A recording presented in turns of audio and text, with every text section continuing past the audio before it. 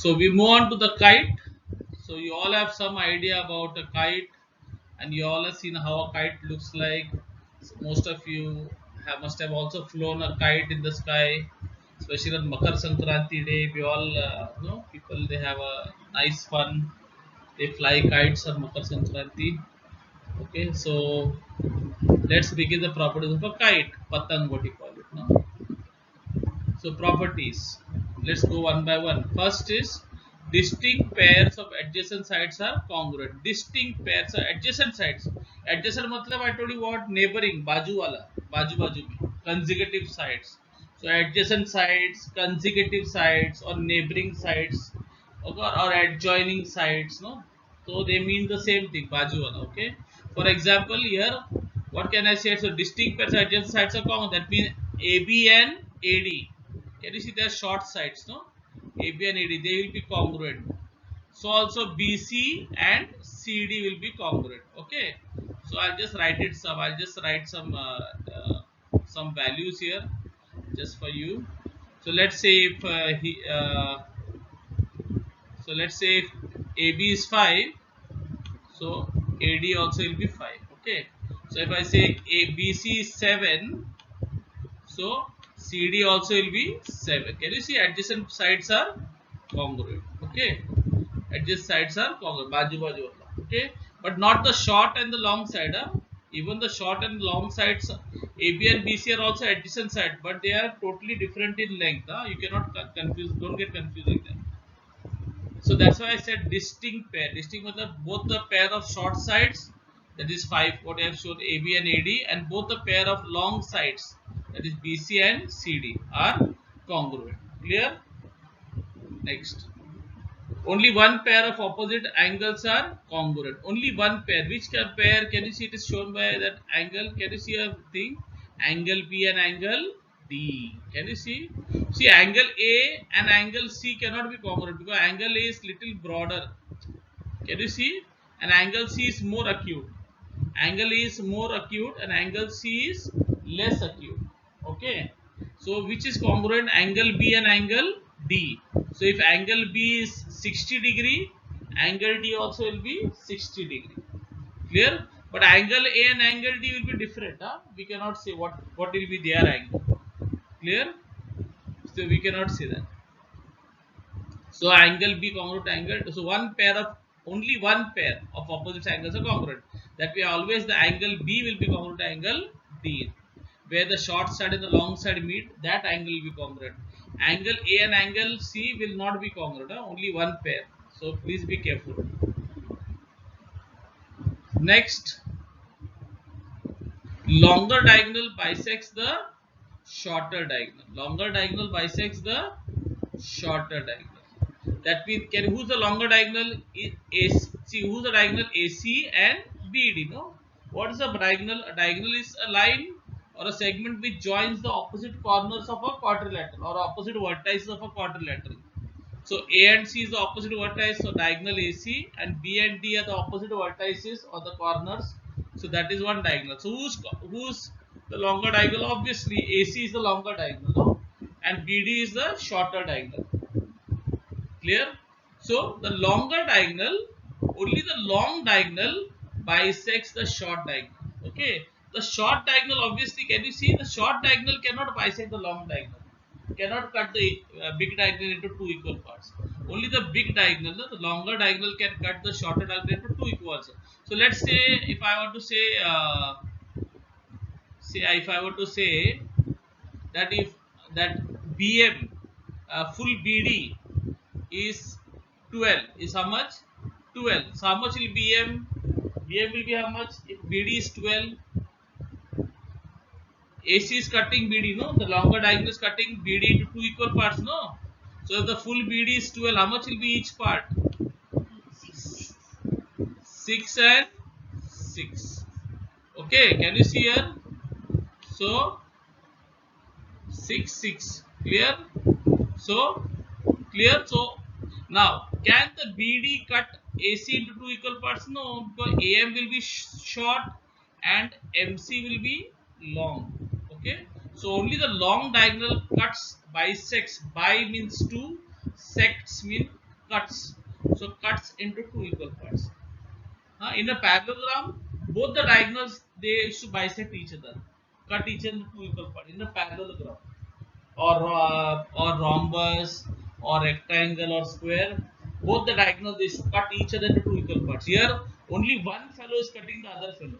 That is, the longer diagonal is cutting the shorter diagonal. The shorter diagonal is not cutting the longer diagonal. That is not possible. That is not possible. I hope this is clear. Okay. The next one, very important, is the diagonals meet each other at right angles. So before that, I'll just rub this off. So diagonals meet each other at right angles. So what can I say? So that means, can you see this is 90? That means they are meeting each other at 90. So this will be 90 degree. Here also this angle also will be what? 90 degree. Yes.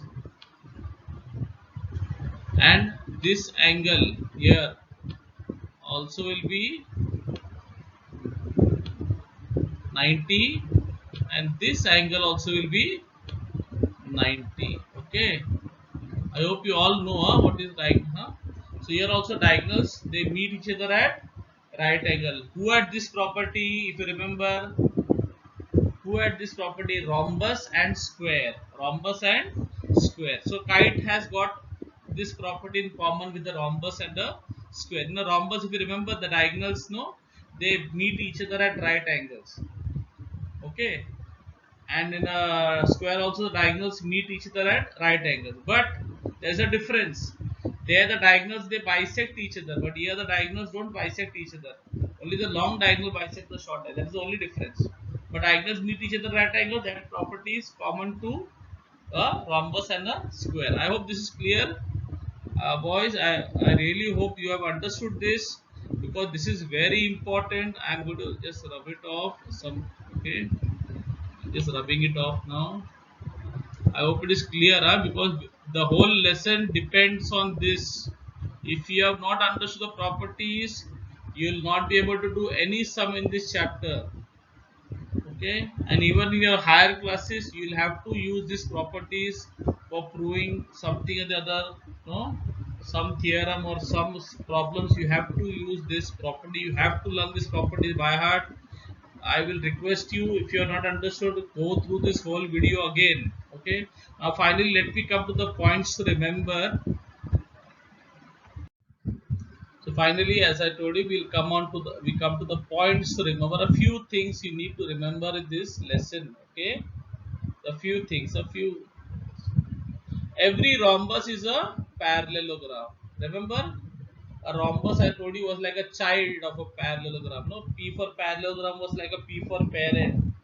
No, so every rhombus was a parallelogram, because he always had some properties of a parallelogram, plus he had some extra property. Remember, rhombus, he had parallelogram properties, which were the no, that is opposite, what you call, opposite angles congruent and adjacent angles supplementary. But what are the two special property he had? If you remember, the two special property he had, that was all sides congruent and diagonals bisect each other at right angles.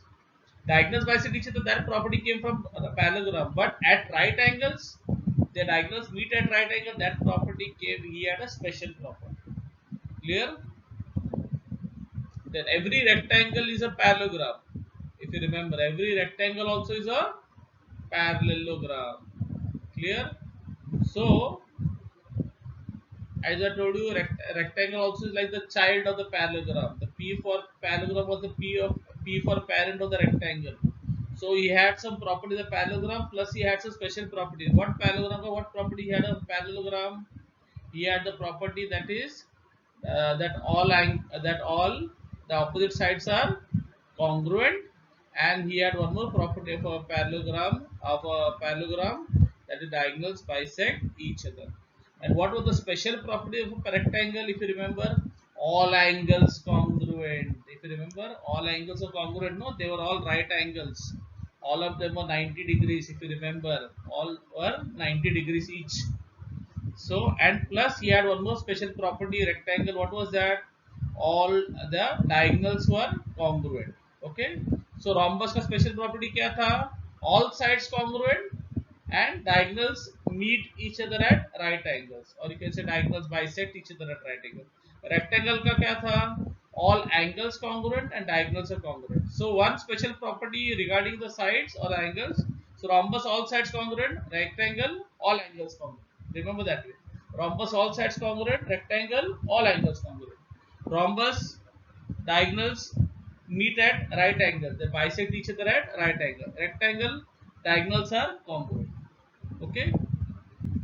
In both rhombus and rectangle, they bisect each other because that they are a parent, their daddy or mama. That was parallelogram also. The diagonals are bisecting each other. Okay.